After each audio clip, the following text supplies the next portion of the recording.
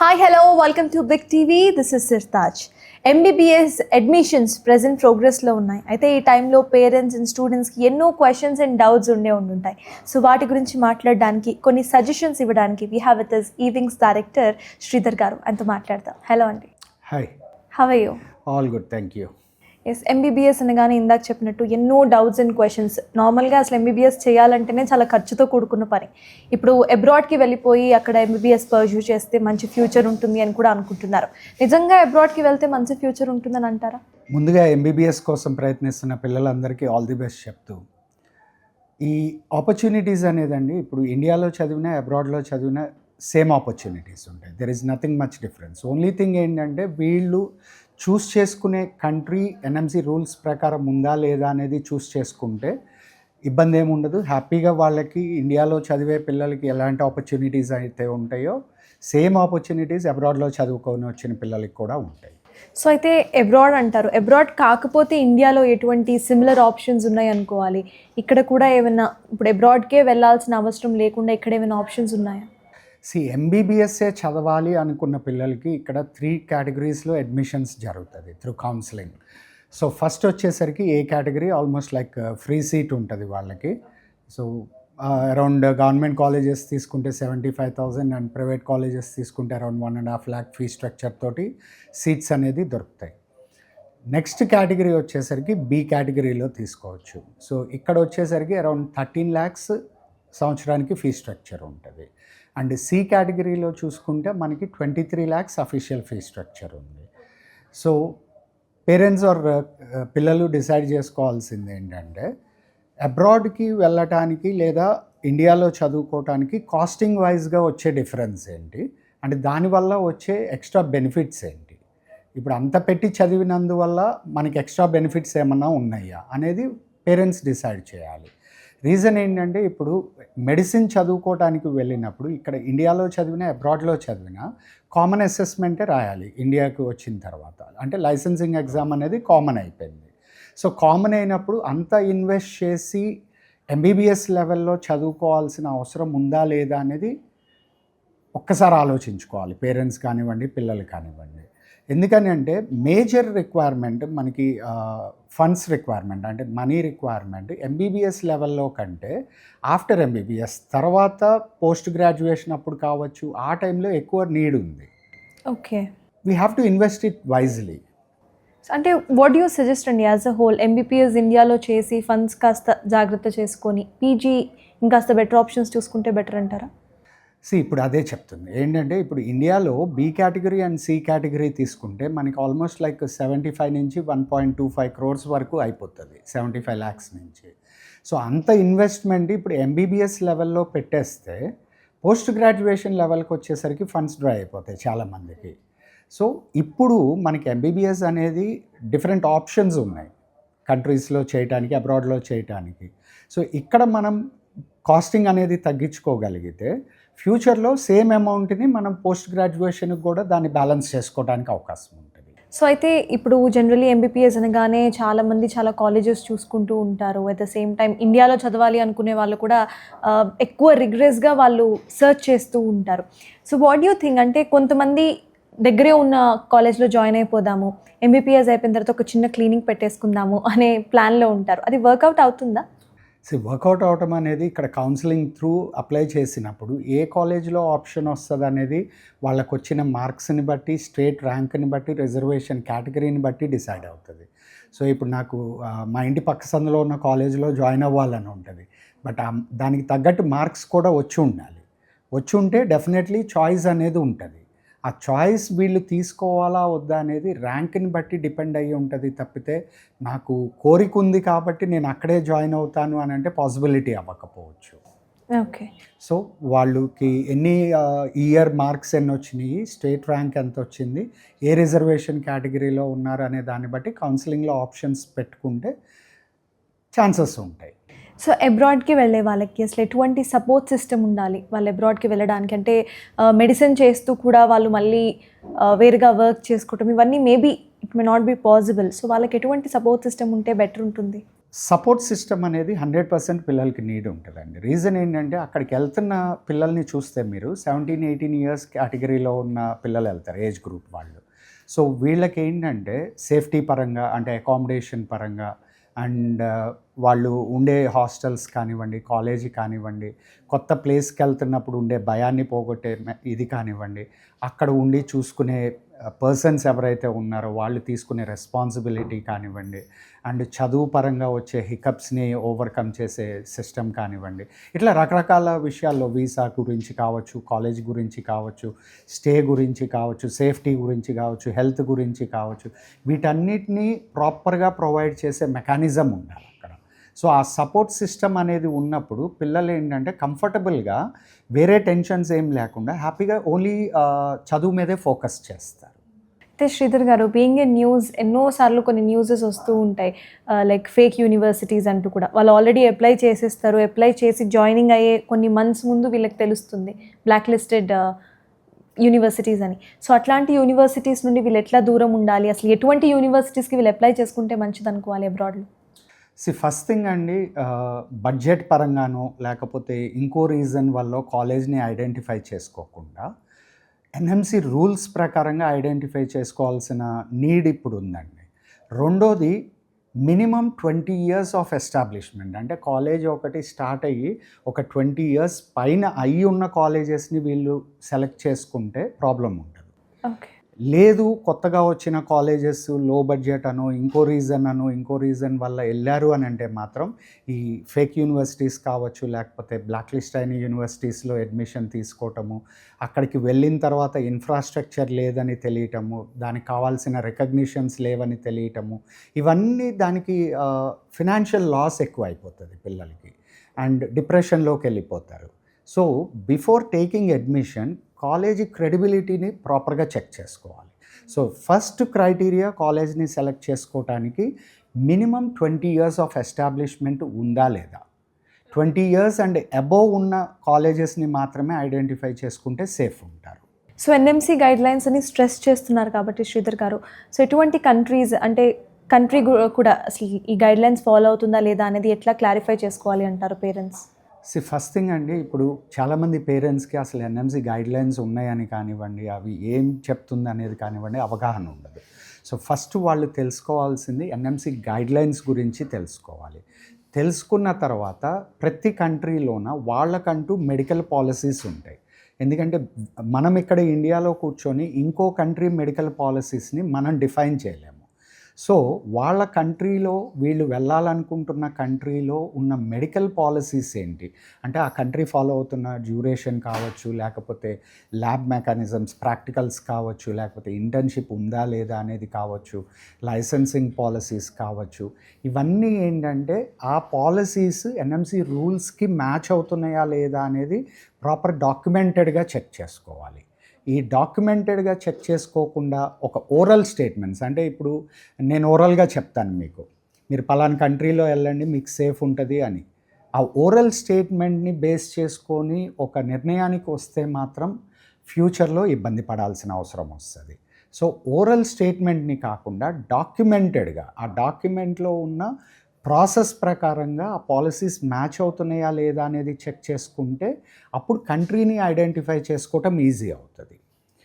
So parents ఇక్కడ main rely అవ్వాల్సింది, అంటే డిపెండ్ అవ్వాల్సింది డాక్యుమెంట్స్ మీద. అది కూడా ఏంటి, ఒక పీడిఎఫ్ ఫైలో లేకపోతే ఒక ప్రింట్అవుట్ నేను చూపిస్తే అవ్వదండి. సో ఆథెంటిక్ డాక్యుమెంట్స్ అంటే ప్రతి దానికి ఒక వెబ్సైట్, అఫీషియల్ వెబ్సైట్స్ ఉంటాయి. సో అఫీషియల్ వెబ్సైట్లో ఉన్న డాక్యుమెంట్స్ని మాత్రమే మనం ట్రస్ట్ చేయాలి. సో వాటిని బేస్ చేసుకుంటే కంట్రీని షార్ట్ లిస్ట్ చేసుకోవచ్చు. కంట్రీని షార్ట్ లిస్ట్ చేసుకున్న తర్వాత ఇందాక మీకు చెప్పినట్టు మినిమం 20 ఇయర్స్ క్రెడిబిలిటీ కాలేజీకి ఉన్నది. ఇంకా దానికంటే ఎంత ఎక్కువ హిస్టరీ ఉంటే కాలేజీకి అంత క్రెడిబుల్. రీజన్ ఏంటంటే కాలేజీకి ఎక్స్పీరియన్స్ అనేది చాలా ఇంపార్టెంట్. పర్టికులర్లీ మెడికల్లోన మెడిసిన్ కోర్స్కి వెళ్తున్నప్పుడు కాలేజీ ఎంత ఓల్డ్ కాలేజ్ అయితే అంత బెనిఫిట్ ఉంటుంది. సో ఇక్కడ కంట్రీ ఎన్ఎంసి రూల్స్ మ్యాచ్ అయ్యేట్టుగా ఉండాలి, అందులో ఉన్న క్రెడిబుల్ యూనివర్సిటీస్కి మాత్రమే మనం అడ్మిషన్ తీసుకోవాలి. సో అబ్రాడ్కి వెళ్తున్నారు, స్టేట్స్కి వెళ్ళి ఎంబీబీఎస్ చేస్తున్నారు, ఆ తర్వాత మళ్ళీ the want to come back to India. ఇక్కడికి వచ్చి క్లినిక్ సెటప్ చేసుకోవడమో, హాస్పిటల్ కట్టడమో, లేకపోతే ఇక్కడున్న హాస్పిటల్స్, రెప్యూటెడ్ హాస్పిటల్స్లో జాయిన్ అవ్వాలి అనేది వాళ్ళ ఎయిమ్ అండ్ ప్లాన్గా ఉంటుంది. సో ఇక్కడికి వచ్చాక ఎటువంటి ఎగ్జామినేషన్స్కి వాళ్ళు అపియర్ అవ్వాలి, వాటికి ప్రిపరేషన్ ఎలా ఉంటుంది? ఇంతకు ముందు మనకి ఎంసీఐ అని ఉన్నప్పుడు medical council of India certain rules and regulations పెట్టినాయి. సో దాంట్లో భాగంగానే ఈ foreign medical graduate examination FMG అనేది వచ్చింది. బట్ గోయింగ్ ఫర్దర్, ఫ్యూచర్లో వీళ్ళకి ఎఫ్ఎంజీని రీప్లేస్ చేస్తూ నేషనల్ ఎగ్జిట్ టెస్ట్ నెక్స్ట్ అనేది వచ్చింది.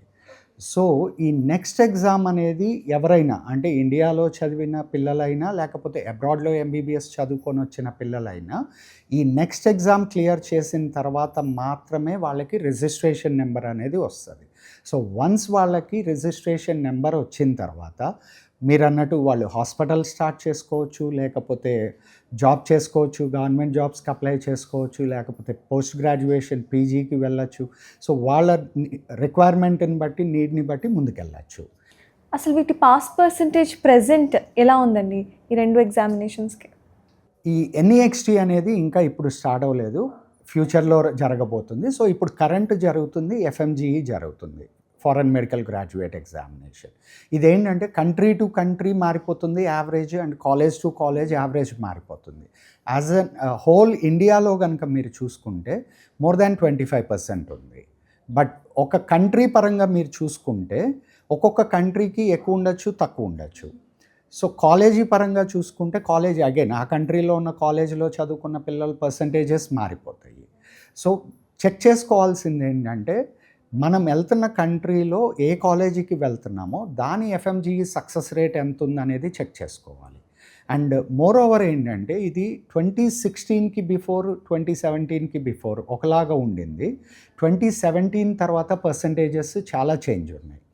రీజన్ ఏంటంటే ఇంతకుముందు మీరు ఎంసెట్ క్వాలిఫై అయినా అవ్వకపోయినా మెడిసిన్ చదువుకోవడానికి వెళ్ళిపోవచ్చు. సో అలాంటి సిచ్యువేషన్లో ఏమైందంటే ఎఫ్ఎంజీఈ సక్సెస్ రేట్ అనేది చాలా తక్కువ ఉండింది.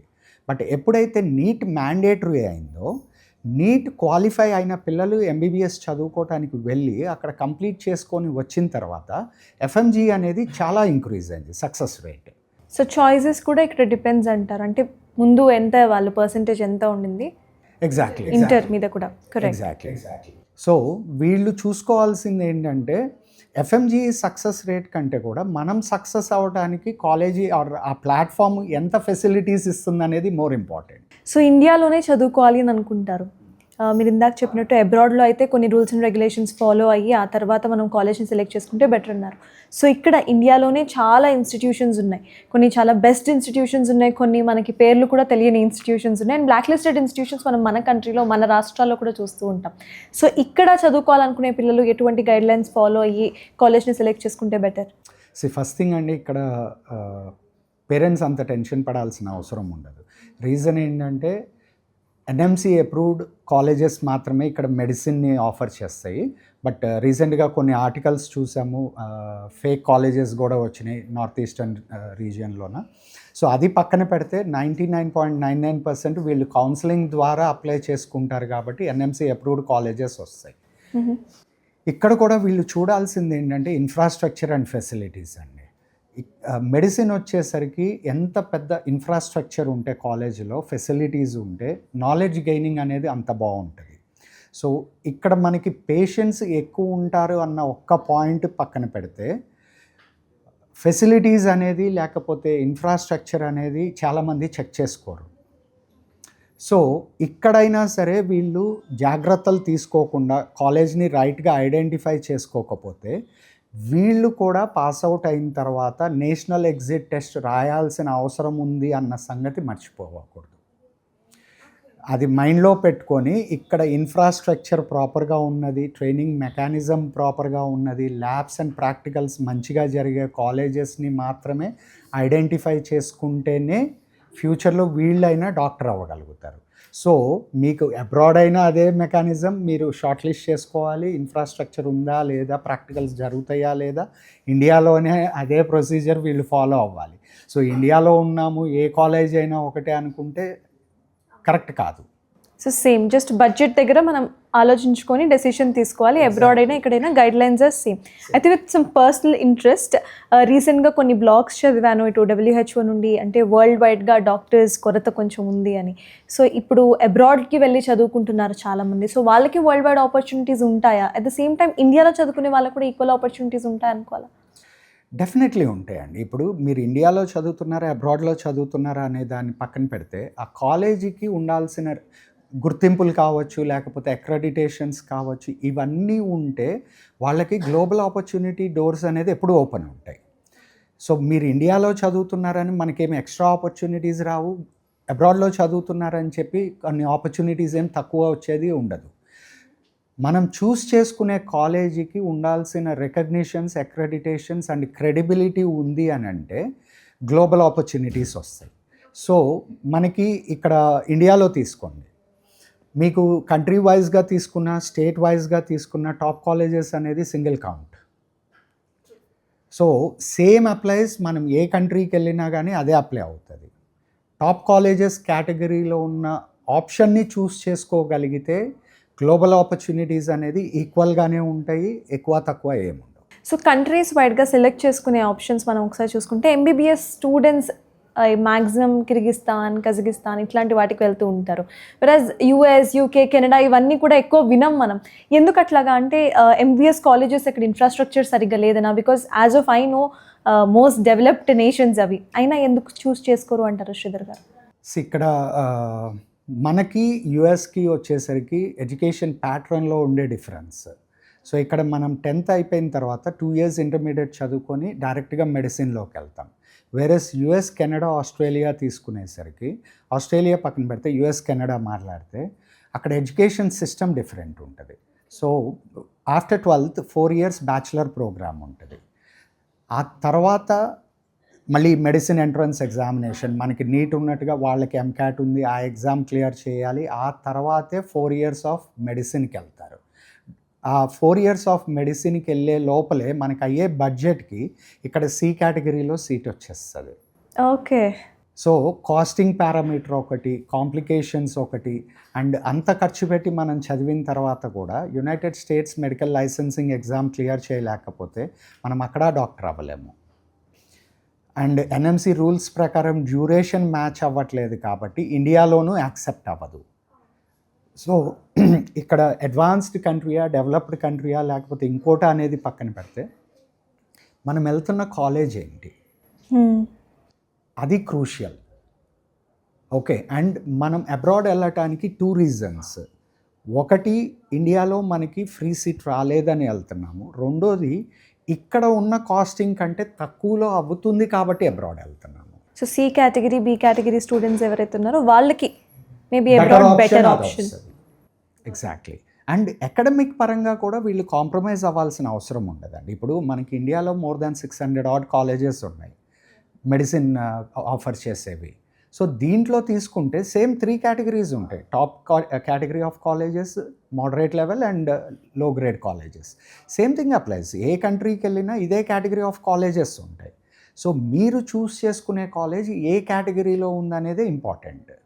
సో టాప్ కేటగిరీలో ఉన్న కాలేజ్ని, టాప్ ర్యాంక్డ్ యూనివర్సిటీని కనుక మీరు సెలెక్ట్ చేసుకోగలిగితే, సో మీ your career options are bright ఉంటాయి కదా ఫ్యూచర్లో.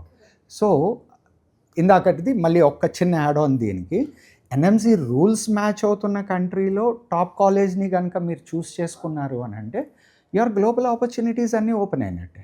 ద సేమ్ టైం ఇప్పుడు ఆపర్చునిటీస్ గురించి మాట్లాడుకుంటున్నాం, credibility also comes first. So ఇండియాలో చదువుకుంటున్న ఆ స్టడీకి ద సేమ్ టైం అబ్రాడ్లో కొన్ని నేషన్స్లో చదువుకుంటున్న స్టడీస్కి సేమ్ క్రెడిబిలిటీ, సేమ్ వాల్యూ ఉంటుందా, లేకపోతే ఏమైనా డిఫరెన్సెస్ ఉంటాయా? కొన్ని కంట్రీస్లో ఏంటంటేనండి, మ్యాక్సిమం ఇండియన్స్ వెళ్ళి చదువుకుంటున్న కంట్రీస్ కొన్ని ఉన్నాయి. సో అక్కడ ఏంటంటే అంటే లాస్ట్ 25 years 30 years నుంచి ఇండియన్స్ వెళ్ళి చదువుకుంటున్న కాలేజెస్ ఉన్నాయి. సో ఆ కాలేజెస్లో ఆల్మోస్ట్ మనకి ఇండియన్ ప్యాటర్న్, ఇండియన్ కరికులం ఇవన్నీ మెయింటైన్ చేస్తున్న కాలేజెస్ ఉన్నాయి. అండ్ ఈ ప్యాటర్న్, ఈ కరికులం ఫాలో అవుతున్న కాలేజెస్లో వచ్చే అడ్వాంటేజ్ ఏంటంటే మనకి సేమ్ మనకి ఎన్ఎంసి గైడ్లైన్స్లో సబ్జెక్ట్స్ కావచ్చు, కరికులం కావచ్చు, ప్రాక్టికల్స్ గురించి కావచ్చు, ఏదైతే రూల్స్ అండ్ రెగ్యులేషన్స్ ఉన్నాయో ఇవన్నీ అక్కడ మ్యాచ్ అవుతాయి. సో మనం వెళ్తున్న కాలేజీలో అక్కడ ఇండియన్ స్ట్రక్చర్ ఉంది, ఇండియన్ ఫ్యాకల్టీ సపోర్ట్ ఉంది అని అంటే అది డెఫినెట్లీ మనకి అడ్వాంటేజే అవుతుంది. సో మనం ఇంకా ఇండియాలో కాకుండా అబ్రాడ్లో ఉన్న పేరే తప్పితే కంప్లీట్ మనకి Indian parameters, Indian structures with international standards add అవుతాయి. సో మొత్తంగా ఫారెన్లో వెళ్ళి చదువుకోవాలి, అబ్రాడ్లో చదువుకోవాలి అనుకున్నప్పుడు 3000+ మెడికల్ కాలేజెస్ ఆప్షన్స్ ఉన్నట్టుగా 4000+. సో ఇన్ని ఆప్షన్స్ ఉన్నట్టుగా తెలుస్తున్నాయి. సో వీటిలో కూడా వరల్డ్ వైడ్ ర్యాంక్స్ కొన్ని ఉన్నాయి. సో వాటిని ఎట్లా వీళ్ళు చెక్ చేసుకోవాలి? ఏ ర్యాంక్స్ ఉన్న కాలేజెస్కి అప్లై చేసుకుంటే బెటర్ అంటారు? ఫస్ట్ థింగ్ అండి, వరల్డ్ ర్యాంకింగ్ మెకానిజం అనేది మెడిసిన్లో లేదు. సో మీరు గూగుల్లో ఒక XYZ కాలేజ్ వరల్డ్ ర్యాంక్ అని కొడితే 8000, 12,000 చూపిస్తుంది. సో 4000 కాలేజెస్ ఉన్న దగ్గర 8000 ర్యాంక్, 12,000 ర్యాంక్ ఎలా వస్తుంది? రైట్, అదొకటి. రెండోది ఏంటంటే ఈ వరల్డ్ ర్యాంకింగ్ మెకానిజం అనేది డిఫరెంట్గా వర్క్ అవుతుంది. సో మనం రిలై అవ్వాల్సింది ఏ కంట్రీకి అయినా సరే ఒక గవర్నమెంట్ ర్యాంకింగ్ సిస్టమ్ ఉంటుంది. సో ఈ గవర్నమెంట్ ర్యాంకింగ్ సిస్టమ్ని బేస్ చేసుకొనే కాలేజ్ ర్యాంకింగ్ వాళ్ళు ఇస్తారు కాబట్టి దాంట్లో ఉన్న టాప్ కాలేజ్ని ఐడెంటిఫై చేసుకోవటం ఈజీ అవుతుంది. సో మనం రిలై అవ్వాల్సింది గూగుల్లో ఉన్నప్పుడు ఏమవుతుందంటే, ఎగ్జాంపుల్ గూగుల్లో మీరు XYZ college rank world rank అని కొడితే ఒక 8000 or 12,000 చూపిస్తుంది. మనం ఏమనుకుంటామంటే, ఓకే ఈ కాలేజ్ది ఇంత పెద్ద ర్యాంక్ ఉంది, ఐ మీన్ వర్స్ట్ కేటగిరీలో ఉంది, మనం ఈ కాలేజ్ని చూస్ చేసుకోకూడదు అని అనుకుంటాం. కానీ మీరు రిజల్ట్ చూడండి, అది ఒక ప్రైవేట్ వెబ్సైట్లో నుంచి తీసుకొని చూపిస్తుంది. అంటే ఒక ఆథెంటికేట్ వెబ్సైట్లో ఇన్ఫర్మేషన్ కాకుండా గూగుల్లో దొరికే, అంటే ఆన్లైన్లో ఉండే చాలా ప్రైవేట్ వెబ్సైట్స్ ఉంటాయి. సో దాంట్లో నుంచి కన్సాలిడేట్ చేసిన ఇన్ఫర్మేషన్నే మనకి గూగుల్ చూపిస్తుంది. సో దాన్ని బేస్ చేసుకుంటే మన డెసిషన్ తప్పు అవుతుంది. సో మనం చెక్ చేసుకోవాల్సింది, మనం వెళ్ళాలనుకుంటున్న కంట్రీలో ఉన్న గవర్నమెంట్ ర్యాంకింగ్ సిస్టమ్ ఏంటి, దాంట్లో ఏ కాలేజ్ ర్యాంకింగ్ ఎంత ఉంది. సో వరల్డ్ వైడ్ ర్యాంకింగ్ అనే కాన్సెప్టే అసలు లేదు మెడిసిన్ కాలేజెస్లో. సో గవర్నమెంట్ ఎంత ర్యాంక్ ఇచ్చింది, at the same time guide lines follow అవుతున్నాయా లేదా, అండ్ ఇక్కడి కరికులంకి అది మ్యాచ్ అవుతుందా లేదా, ఈ మూడు టాలీ చేసుకుంటే అబ్రాడ్కి వెళ్ళడం అంటే ఈజీ అండ్ బెనిఫిషియల్ అవుతుంది. 100% ఏ కాంప్లికేషన్ లేకుండా అవుతుంది. సిఎస్, ఇప్పుడు MBBS ఓపెనింగ్ స్టార్ట్ అయ్యే శ్రీధర్ గారు. సో ఎక్కడ చూసినా కూడా ఎస్పెషలీ ఇటు డాక్టర్ అవ్వాలి అని అనుకునే వాళ్ళ ఫోన్స్ అన్నీ కూడా అడ్వర్టైజ్మెంట్స్తో మోగుతూ ఉంటాయి. అందరికీ అట్లా పాపప్స్ వస్తూ ఉంటాయి. ఈ కాలేజ్లో జాయిన్ అవుతే ఆర్ఎల్స్ ఈ కంట్రీలో కనుక మీరు MBBS చేస్తే ఖచ్చితంగా USA, UKకి వెళ్ళిపోయి అక్కడ డాక్టర్ అయిపోవచ్చు, ఆర్ఎల్స్ అక్కడ PG చేయొచ్చు, అక్కడ సెటిల్ అయిపోవచ్చు, it's just an anywhere door అన్నట్టుగా వాళ్ళు ఈజీగా అట్లా అడ్వర్టైజ్ చేస్తూ ఉంటారు. వాటిని నమ్మచ్చు అంటారా? ఆ అడ్వర్టైజ్మెంట్స్ యొక్క క్రెడిబిలిటీ ఎంతవరకు ఉంటుంది? ఫస్ట్ థింగ్, పేరెంట్స్కి అవేర్నెస్ లేకపోవటం వల్ల వచ్చే ప్రాబ్లమ్స్ అండి ఇవన్నీ. మెయిన్ వీళ్ళు ఆలోచించాల్సింది ఏంటంటే, ఏ కంట్రీకి లేని ప్రివిలేజ్ ఒక్క కంట్రీకి ఉండదు. సో మీరు ఎక్కడన్నా చదవండి, ఇండియాలో చదవండి, అబ్రాడ్లో చదవండి, ఏ మెడిసిన్ కాలేజ్లో అన్నా చదవండి, ఆ కాలేజీకి ECFMG అక్రెడిటేషన్ అనేది ఉంటే కనుక, education commission for foreign medical graduates United states of America, ఈ అక్రెడిటేషన్ అనేది ఉంటే మీరు అక్కడి నుంచి యునైటెడ్ స్టేట్స్ అమెరికాలో కండక్ట్ చేసే USMLE United states medical licensing exam రాయడానికి ఎలిజిబుల్. సో ఆ ప్రివిలేజు ఒక పర్టికులర్ కాలేజీకో ఒక కంట్రీకో లేదు. వరల్డ్లో మీరు ఏ కాలేజీలో చదివినా కానీ మీరు అప్లై చేయొచ్చు, ప్రొవైడెడ్ ఆ కాలేజీకి ఆ అక్రెడిటేషన్ ఉంది అని అంటే. అండ్ మోర్ ఓవర్ చెక్ చేయాల్సింది ఏంటంటే, ఇప్పుడు కొత్తగా పెట్టిన కాలేజీకి కూడా ఒక 3 years తర్వాత 4 years తర్వాత మనకి ECFMG అక్రెడిటేషన్ వస్తుంది. వచ్చింది అన్నప్పుడు అందరూ ఏమనుకుంటారంటే, ECFMG అక్రెడిటేషన్ ఉంది, ఈ కాలేజ్ నుంచి నేను USMLE అప్లై చేయొచ్చు, రాయొచ్చు అనుకుంటారు. బట్ అందరూ మర్చిపోయే పాయింట్ ఏంటంటే, ఇక్కడ కొత్తగా పెట్టిన కాలేజీకి అంత experienced faculty or experienced teaching methodology తెలీదు అన్నప్పుడు USMLE స్టాండర్డ్స్ ఎలా నేర్పిస్తారు? సో ఇవన్నీ ఆలోచించుకొని, అంటే it's just like a game. మొత్తంగా ఫస్ట్ నుండి మొత్తం ఆలోచించుకొని ప్లాన్ చేసుకొని అన్ని రూల్స్ అండ్ రెగ్యులేషన్స్ చెక్ చేసుకొని ఆ తర్వాత we have to choose it. Exactly. And ఇంకొకటి చాలా వింటున్నాను నేను కూడా, ఏంటంటే ఒక కంట్రీలో చదువుకుంటే అటు నుంచి అటు డైరెక్ట్గా యూకేలో వెళ్ళిపోయి ఇంకా ప్రాక్టీస్ పెట్టేసుకోవటమే అన్నట్టు చెప్తున్నారు. సో సేమ్ అగైన్, మీరు యూరోప్లో వేరే కంట్రీలో చదువుకున్న యూకే వెళ్ళాలి అనుకుంటే ప్లాబ్ ఎగ్జామ్ రాయాల్సిందే. ప్లాబ్ ఎగ్జామ్ క్లియర్ చేసిన తర్వాతే మీకు యూకేలో రిజిస్ట్రేషన్ నెంబర్ వస్తుంది, ఆ తర్వాతే మీరు పోస్ట్ గ్రాడ్యుయేషన్ చేయగలుగుతారు. ఇదే ప్రొవిజను మనకి ఇండియాలో చదివిన పిల్లలకి ఉంది, ఇంకో XYZ కంట్రీలో చదివే పిల్లలకి ఉంటుంది. సో ఆ స్పెసిఫిక్ కంట్రీలో చదివిన పిల్లలకే మీరు డైరెక్ట్ ఎంట్రీ అనే ఆప్షన్ అయితే ప్రివిలేజ్ ఏ కంట్రీకి లేదు. సో ఇప్పుడు అడ్వర్టైజ్మెంట్స్ వేస్తున్నారు, it's clearly bluffing every one. So ఒకవేళ వాళ్ళని కన్సల్ట్ అయినా లేకపోతే వాళ్ళ దగ్గరికి వెళ్ళినా తర్వాత అయినా ఇవన్నీ చెప్తారా ఇన్ డీటెయిల్, ఆర్ ఎల్స్ అప్పుడు కూడా చెప్పరా?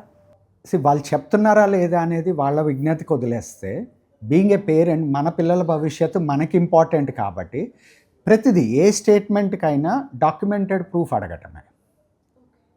అండ్ ఆ డాక్యుమెంటెడ్ ప్రూఫ్ కూడా ఏ వెబ్సైట్లో ఉంది. సో అన్ని ప్రూఫ్స్ పెట్టుకొని వ్యాలిడ్గా చూసుకొని వాటి క్రెడిబిలిటీస్ అన్నీ చెక్ చేసుకొని, అంటే complete responsibilities in our hands. Exactly. Okay. So ఈ ప్రాసెస్లో ఏంటంటే ఒక కౌన్సిలింగ్కి వస్తారు పేరెంట్, వచ్చినప్పుడు ఓరల్గానే మాట్లాడతారు. ఓరల్గా మాట్లాడినప్పుడు మీకు ఇటు నుంచి ఇటు అమెరికా వెళ్ళిపోతారండి పిల్లలు, ఇటు నుంచి ఇటు యూకే వెళ్ళిపోతారండి, లేకపోతే ఇన్ ఇయర్స్ ఆఫ్ హిస్టరీ ఉంది మా కన్సల్టెన్సీకి, ఇంకోటి అన్నీ ఓరల్ స్టేట్మెంట్స్. మనం వెళ్తున్న కంట్రీ NMC రూల్స్ ప్రకారం మ్యాచ్ అవుతుందా లేదా అనేది డాక్యుమెంట్స్ అడగం. Correct, true. సో ఇంకొక స్టేట్మెంట్, మా దాంట్లో ఇంతమంది సక్సెస్ రేట్ ఉంది అని అంటే దానికి డాక్యుమెంట్ అడగం. కాలేజీ ఇన్ని ఇయర్స్ ఎస్టాబ్లిష్మెంట్ అయింది అని అంటే దానికి డాక్యుమెంట్ అడగం. అన్నీ జస్ట్ క్యాజువల్గా చెప్పి వదిలేదు. క్యాజువల్గా చెప్పి దాన్ని నమ్మేసి మనం నిర్ణయం తీసుకుంటే రేపు దానివల్ల ఎఫెక్ట్ అయ్యేది ఎవరు? మన పిల్లలు. ఒక చిన్న 5 lakhs వర్త్ ఒక భూమిని కొంటేనే 100 డాక్యుమెంట్స్ అడుగుతాం మనం. అలాంటిది మెడిసిన్లో ఇన్ని రూల్స్ అండ్ రెగ్యులేషన్స్ ఉన్నప్పుడు పేరెంట్స్ అడగాల్సిన అవసరం ఉంది. వాళ్ళకి ఆ రైట్స్ కూడా ఉన్నాయి. They have to check the documented evidence. So అన్నీ చెక్ చేసుకొని డాక్యుమెంట్స్ మేజర్గా అవి వాటి క్రెడిబిలిటీ చూసుకొని అవన్నీ చదువుకున్న తర్వాత పిల్లల్ని అబ్రాడ్కి పంపించడం అండ్ చూస్ చేసుకోవటం will be the wisest option. Obviously. Got it. The same time అబ్రాడ్లో చదువుతూ ఉంటారు కొంతమంది స్టూడెంట్స్, వీళ్ళంతా కూడా ఈ మధ్య ట్విట్టర్ అండ్ ఇన్స్టాగ్రామ్ హ్యాండిల్స్లో అట్లా వీడియోస్ పోస్ట్ చేసేసి మేము అడ్మిషన్స్ చేయిస్తాము అని అంటున్నారు. Is that true? అంటే నాకు ఒక్కసారిగా నా ఇంటర్ గుర్తొచ్చింది. ఇంటర్లో నేను ప్రాక్టికల్ మార్క్స్ వేస్తాను స్టూడెంట్స్ని తెస్తే అన్నట్టుగా వీళ్ళంతా కూడా ఇట్లా ట్విట్టర్లో ఇన్స్టాగ్రామ్లో పోస్ట్ చేస్తున్నారు అడ్మిషన్స్ ఇప్పించేస్తామని. అట్లా జరుగుతుందా? అది తీసుకుంటారా అసలు? మీరు అడిగిన క్వశ్చన్లోనే సగం ఆన్సర్ ఉంది. స్కామ్ ఏనా అయితే? స్కామ్ అనేది it's a big word. Out of interest ఇప్పుడు పిల్లలు ఉంటారండి. ఇప్పుడు ఒక కంట్రీకి వెళ్ళి చదువుకుంటారు. చదువుకునేప్పుడు ఆ కంట్రీ గురించి వ్లాగ్స్ పెట్టచ్చు, లేకపోతే ఇంకో దాని గురించి వ్లాగ్స్ పెట్టచ్చు, లేదా వాళ్ళ కాలేజ్ గురించి కూడా వ్లాగ్స్ పెడుతుంటారు. బట్ స్పెసిఫిక్గా మెడిసిన్ చదువుతున్న పిల్లలకి అంత టైం ఎక్కడి నుంచి దొరుకుతుందో నాకు తెలియట్లేదు. ట్రూ. నాకు తెలిసి చదువుకునే పిల్లలకి వాళ్ళకి ఆ టైం సరిపోదు మెడిసిన్ స్పెసిఫిక్గా. అండ్ అలాంటిది ఇంత డీటెయిల్డ్ వ్లాగ్స్ కాలేజీ మీద స్పెసిఫిక్గా అడ్మిషన్స్ మీద పెడుతున్నారు అని అంటే అంత ఫ్రీ టైం ఎందుకు దొరుకుతుంది అనేది I have a big question mark. దీంతో పాటుగా ఇప్పుడు పిల్లలకి మనం ఇందాక సపోర్ట్ సిస్టమ్ గురించి మాట్లాడాం. సో ఇప్పుడు పిల్లలు అక్కడికి వెళ్ళిన తర్వాత వీళ్ళకి ఏదన్నా అవసరం అయితే సపోర్ట్ ఇచ్చేవాళ్ళు ఎవరు? సో సీనియర్స్ మీద డిపెండ్ అయినప్పుడు ఇన్ కేస్ వీళ్ళకి సపోర్ట్ నీడ్ ఉన్నప్పుడు వాళ్ళకి కుదరకపోతే వీళ్ళ పరిస్థితి ఏంటి? పెద్ద క్వశ్చన్ మార్క్. కాలేజీ గురించి నా కాలేజీ బాగుంది అని చెప్పటం అనేది ఎప్పుడూ తప్పు కాదండి. నా కాలేజీలో ఈ ఫెసిలిటీస్ ఉన్నాయి అని చెప్పటం తప్పు కాదు. బట్ నేను అడ్మిషన్ చేస్తాను అనేది తప్ప కాదా అనేది వాళ్ళు డిసైడ్ చేసుకోవాలి. బట్ అంత టైం ఫ్రీ టైం ఎందుకు దొరుకుతుంది, ఎలా దొరుకుతుంది, అసలు ఎందుకు అడ్మిషన్ చేస్తున్నారు అనేది they have to think. And parents ఆలోచించాల్సింది ఎవరి త్రూ అడ్మిషన్ తీసుకోవాలి.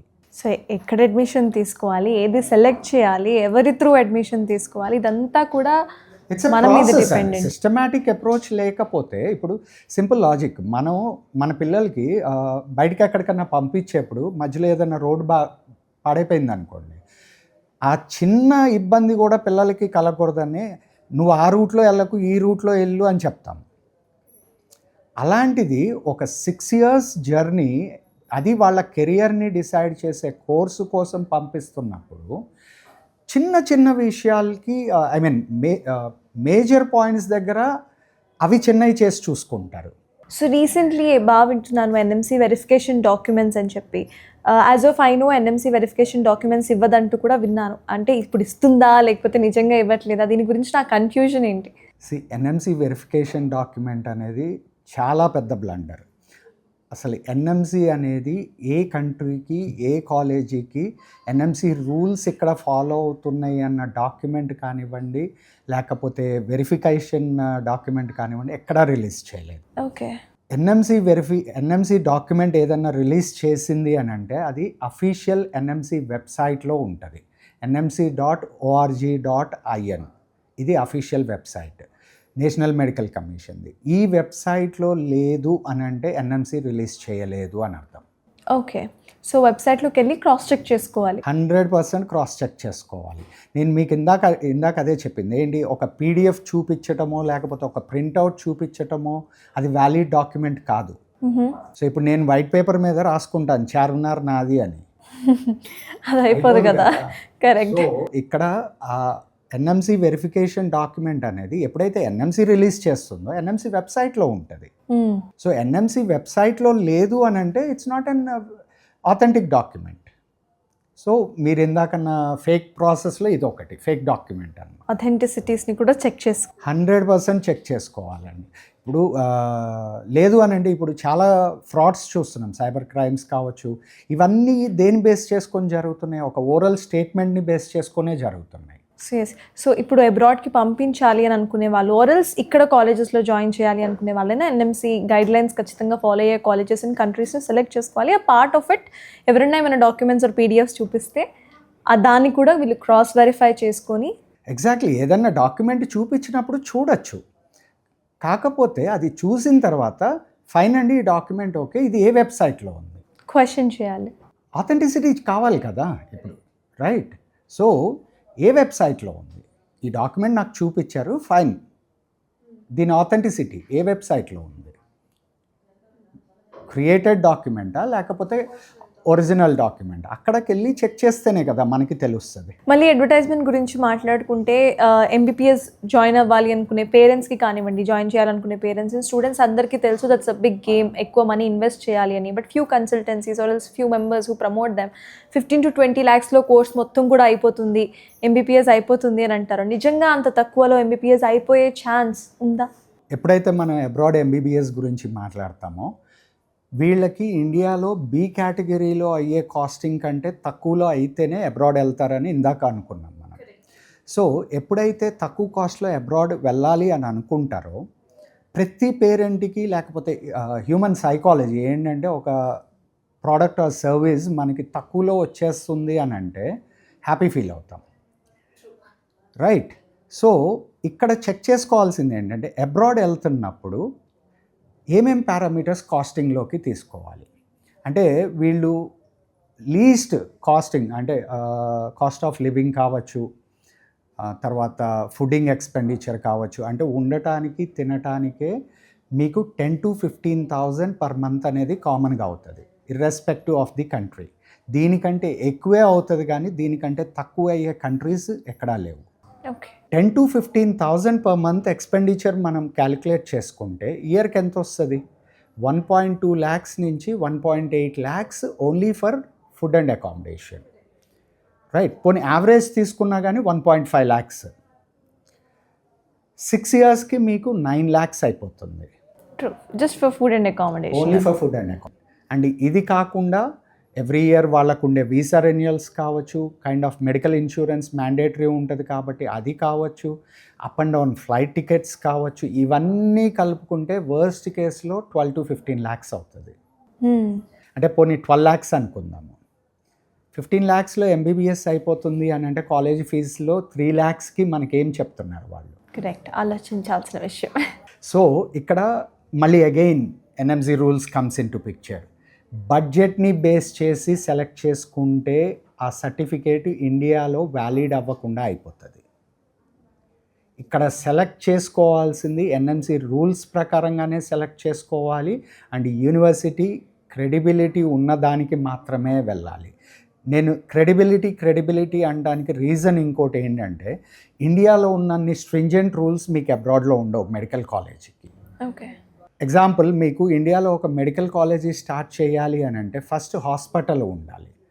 ఈ హాస్పిటల్ కెపాసిటీని బట్టి ఐపీ కెపాసిటీ ఎంత, ఓపీ కెపాసిటీ ఎంత, ఏం డిపార్ట్మెంట్స్ ఉన్నాయి అనే బేస్ మీద ఇన్ఫ్రాస్ట్రక్చర్కి ల్యాండ్ ఉందా లేదా, ఆ బిల్డింగ్ కట్టడానికి ఉందా లేదా, ల్యాబ్స్ ఉన్నాయా లేదా, ఇవన్నీ కన్సిడర్ చేసుకొని ఎన్ఎంసి మెడికల్ కాలేజ్కి పర్మిషన్ ఇస్తుంది ఇండియాలో. అండ్ ఎంతమందిని తీసుకోవాలి అనేది కూడా ఆ హాస్పిటల్ కెపాసిటీని బేస్ చేసుకొనే డిసైడ్ చేస్తుంది. ఇంత స్ట్రింజెంట్ రూల్స్ మనకి ఇండియాలో ఉన్నాయి. అబ్రాడ్కి వచ్చేసరికి మీరు ఒక డబల్ బెడ్రూమ్ పోర్షన్లో కూడా మెడికల్ కాలేజీ స్టార్ట్ చేయొచ్చు. సో మీకు అక్కడ స్ట్రింజెంట్ రూల్స్ ఉండవు. మీకు హాస్పిటల్ ఉంటేనే మీకు కాలేజ్ పర్మిషన్ వస్తుంది, ల్యాబ్స్ ఉంటేనే మీకు కాలేజీ పర్మిషన్ వస్తుంది అనే రూల్స్ ఉండవు. ఓకే, ఒక నార్మల్ ఇంటర్మీడియట్ కాలేజీలో లేకపోతే నాన్ టెక్నికల్ కోర్సెస్ ఉంటాయి చూడండి, అలాగా అప్లై చేసినట్టుగా మెడిసిన్ కాలేజ్కి అప్లై చేసి అప్రూవల్ తెచ్చుకోవచ్చు. సో అలాంటి పాలసీస్ ఉన్నప్పుడు క్రెడిబిలిటీ లేని యూనివర్సిటీలో ఇన్ఫ్రాస్ట్రక్చర్ ఉంటుంది అని ఎక్స్పెక్ట్ చేస్తే అది మన ఫూలిష్నెస్ అవుతుంది. సో అన్నీ కూడా క్రాస్ చెక్ చేసుకొని at the same time 12 to 15 lakhs, అది కూడా 20 కూడా కాదు. సో 15 lakhs లోపల అయిపోతుంది ఎడ్యుకేషన్ అంటే that is a bluff. Maybe ఇప్పుడు మీకు ఓకే అనిపించిన రూల్స్ అండ్ రెగ్యులేషన్స్లో కానివ్వండి, లేకపోతే ఇప్పుడు అందరూ మిస్ అయ్యే పాయింట్ ఏంటంటే అక్కడ ఏం జరుగుతుంది అనేది ఎన్ఎంసీకి ఏం తెలుస్తుంది అనుకుంటారు. బట్ అందరూ మిస్ అయ్యే పాయింట్ ఏంటంటే ప్రతి కంట్రీలోన ఇండియన్ ఎంబసీ ఉంది. సో ఇండియన్ ఎంబసీకి ప్రతిదీ తెలుసు. ఆ కంట్రీలో పాలసీస్ ఎలా ఉన్నాయి, ఏ కాలేజ్ ఫాలో అవుతుంది, ఏ కాలేజ్ ఫాలో అవ్వదు, ఏ కాలేజీకి ఇన్ఫ్రాస్ట్రక్చర్ ఉంది, ఏ కాలేజీకి ఇన్ఫ్రాస్ట్రక్చర్ లేదు అనేది ఇండియన్ ఎంబసీకి తెలుసు. So NMC would definitely get the information from Indian embassy. Easy. So tie up చేసుకుని, ఎందుకంటే both are central government bodies. So బ్లైండ్గా నేను ఒక సర్టిఫికేట్ తీసుకొచ్చేసి నేను XYZ కాలేజీలో ఎన్ఎంసీ రూల్స్ ప్రకారం చదువుకున్నాను అని అంటే అది వర్కౌట్ అవ్వదు. సో అయితే శ్రీధర్ గారు, ఆఫ్టర్ లిస్నింగ్ ఇదంతా విన్న తర్వాత కాసేపు నాకే లాట్స్ ఆఫ్ కన్ఫ్యూజన్. ఇప్పుడు నాకు అర్థమవుతోంది ఎంబీబీఎస్ చదవాలి అనుకునే స్టూడెంట్స్ అండ్ వాళ్ళ పేరెంట్స్కి ఇంకెన్ని కన్ఫ్యూజన్స్ అండ్ డౌట్స్ ఉంటాయో. So maybe just in case మీరే ఒక పేరెంట్ అనుకోండి, యూ హ్యావ్ అ చైల్డ్, ఇప్పుడు తను అబ్రాడ్కి వెళ్ళి చదువుకోవాలి అని అనుకున్నప్పుడు అసలు మీరు ఎలాంటి ప్రికాషన్స్ తీసుకుంటారు? సేమ్ అదే సజెషన్ మా బిగ్ టీవీ వ్యూవర్స్కి కూడా ఇస్తారని అనుకుంటున్నాను. డెఫినెట్లీ అండి. నా బాబునో పాపనో నేను పంపించాలి అనుకుంటే ఫస్ట్ థింగ్ నేను చెక్ చేసుకునేది ఎన్ఎంసీ రూల్స్ ఏంటనేది ఫస్ట్ నేను అర్థం చేసుకుంటాను. చేసుకున్న తర్వాత డిఫరెంట్ కంట్రీ ఆప్షన్స్ నా ముందు ఉన్నప్పుడు నా బడ్జెట్కి సెట్ అయ్యే కంట్రీ ఏదో చెక్ చేసుకొని అక్కడ ఉన్న ఎన్ఎంసీ పాలసీస్ ఏంటి, సో ఎన్ఎంసీ పాలసీస్ మ్యాచ్ అయ్యే కంట్రీస్ని నేను షార్ట్ లిస్ట్ చేసుకున్న తర్వాత అందులో ఉన్న గవర్నమెంట్ ర్యాంకింగ్ మెకానిజంలో ఉన్న టాప్ కాలేజ్ ఏంటి, సో ఆ టాప్ కాలేజీలో మనకి కావాల్సిన సపోర్ట్ సిస్టమ్ ఉందా లేదా. సో నా పిల్లల్ని నేను పంపించేటప్పుడు నేను చదువు పరంగానే కాకుండా వాళ్ళ ఫుడ్ పరంగా చూస్తాను, అక్కడ అకామిడేషన్ పరంగా చూస్తాను, అండ్ వాళ్ళకి అక్కడ ఏదైనా అవసరమైతే ఎవరి ద్వారా అయితే మనం పిల్లల్ని పంపిస్తున్నామో వాళ్ళు అక్కడ ఇచ్చే సపోర్ట్ ఏంటి. అంటే ఇప్పుడు నేను పంపించే వాళ్ళు పంపించేసి చేతులు కడుక్కుంటున్నారా, లేకపోతే నేను ఏ ఆర్గనైజేషన్ ద్వారా అయితే పంపిస్తున్నానో ఆ మేనేజ్మెంట్ పర్సన్స్ అక్కడ ఉంటున్నారా. సో చాలా డిఫరెన్స్ ఉంటుంది. ఏంటంటే మేనేజ్మెంట్ పర్సన్స్ ఉన్నప్పుడు వాళ్ళు తీసుకునే రెస్పాన్సిబిలిటీ వేరుగా ఉంటుంది. మనం అడ్మిషన్ తీసుకొని వాళ్ళు వేరే వాళ్ళ మీద డిపెండ్ అయ్యి పంపించేటప్పుడు రెస్పాన్సిబిలిటీస్ వేరుగా ఉంటాయి. So this is how I పంపించే ముందు నేను తీసుకునే precautions. So I also suggest the parents the same thing. So ఇన్ని కాంప్లికేషన్స్ ఉన్నాయి, ఇన్ని వెరిఫికేషన్స్, క్రాస్ వెరిఫికేషన్స్ ఉన్నాయి. సో అందరూ ఎడ్యుకేటెడ్ పేరెంట్సే ఉండకపోవచ్చు, కొంతమందికి అంత టైం ఉండకపోవచ్చు, లేకపోతే సో వీళ్ళంతా కూడా అంటే వాళ్ళకి ఎలాంటి సజెషన్స్ ఇస్తారు? వాళ్ళు ఎవరైనా కన్సల్ట్ అయితే బాగుంటుందా? మీకు కాల్ చేస్తే అలా ఏమైనా హెల్ప్ ఉంటుందా? డెఫినెట్లీ అండి. మేము ఫస్ట్ థింగ్ మేము పేరెంట్స్కి ఇచ్చేదే అవేర్నెస్. సో మా దగ్గరకు వచ్చే పేరెంట్స్కి మేము ఎక్స్ప్లెయిన్ చేసేదే ఈ ఎన్ఎంసి రూల్స్ గురించి, గైడ్లైన్స్ గురించి అండ్ కంట్రీస్లో ఉండే మెడికల్ పాలసీస్ గురించి, వీటి గురించి మేము ఫస్ట్ గైడెన్స్ అండ్ అవేర్నెస్ ఇస్తాము. సో మేము పేరెంట్స్కి చెప్పేది కూడా మా దగ్గరికి గైడెన్స్ కోసం, అవేర్నెస్ కోసం రండి. ఈ గైడెన్స్ తీసుకున్న తర్వాత as per norms and policies ప్రకారంగా ఏది కరెక్ట్ అనిపిస్తే దానికి మీరు వెళ్ళటానికి అవకాశం ఉంటుంది. ఇప్పుడు తెలియకుండా రాంగ్ స్టెప్ వేసేదానికి, తెలుసుకున్న తర్వాత రైట్ స్టెప్ వేయటానికి ఛాన్సెస్ ఎక్కువ ఉంటాయి. కరెక్ట్. సో ఆ అవేర్నెస్ కోసం మెయిన్ ఇంపార్టెంట్ ఇక్కడ పేరెంట్స్కి కావాల్సింది అవేర్నెస్. చదువుకున్న వాళ్ళు కావచ్చు, చదువుకోని వాళ్ళు కావచ్చు, అక్కడ దాకా ఎందుకండి. చాలామంది డాక్టర్స్కే ఈ ఎన్ఎంసి గైడ్లైన్స్ ఏంటో కూడా తెలియని సిచ్యువేషన్ ఉంది ఇప్పుడు. రీజన్ ఏంటంటే ఎన్ఎంసి 2021లో గెజెట్ రిలీజ్ చేసినప్పుడు ఆ పాయింట్స్ వచ్చినాయి అన్న సంగతి ఇంతకుముందు అబ్రాడ్లో చదువుకొని వచ్చిన వాళ్ళకు కూడా చాలామందికి తెలియదు. చాలా కన్ఫ్యూజన్ అయితే అందుకే వీ అడ్వైజ్ దెమ్ ఏంటంటే మీరు గైడెన్స్ కోసం, అవేర్నెస్ కోసం ఎన్ఎంసి గైడ్లైన్స్ ఏంటి, డిఫరెంట్ కంట్రీస్లో ఉన్న మెడిసిన్ కోర్స్ పాలసీస్ ఏంటి అనేది తెలుసుకున్న తర్వాత నిర్ణయం తీసుకోవటం అనేది ఈజీ అవుతుంది. మీరన్న కాంప్లికేషన్స్ అప్పుడు ఉండవు. తెలియనప్పుడు కాంప్లికేటెడ్, తెలిస్తే ఈజీ. కరెక్ట్. ఎగ్జాక్ట్లీ. సో ఏదైనా అంటే ఒక డెసిషన్ తీసుకునే ముందు అన్నీ కూడా చెక్ చేసుకోవటం బెటర్. 100% బెటర్ అండి. Thank you so much Sridhar garu for your valuable information. So చూసారు కదా, ఇది ఎంబీబీఎస్ చేయాలి అనుకునే స్టూడెంట్స్ కానివ్వండి, లేకపోతే పేరెంట్స్ కానివ్వండి, వాళ్ళకి కావాల్సిన advices and guidelines. So మీరు డైరెక్ట్గా శ్రీధర్ గారిని కాంటాక్ట్ అవ్వాలి అనుకున్నా, లేకపోతే వాళ్ళని రీచ్ అవుట్ అవ్వాలి అనుకున్నా కూడా అడ్రస్ అండ్ కాంటాక్ట్ నెంబర్స్ అన్నీ కూడా వీడియోలో ప్రొవైడ్ చేస్తాం. So do contact them. ఒక డెసిషన్ తీసుకునే ముందు జస్ట్ క్రాస్ వెరిఫై చేసుకోండి. శ్రీధర్ గారు is ready to give you the advice. So advice తీసుకొని ఆ తర్వాత ఒక వైస్ డెసిషన్ తీసుకోండి. That's all for now. Keep watching big TV. For more videos like this, subscribe Big TV channel.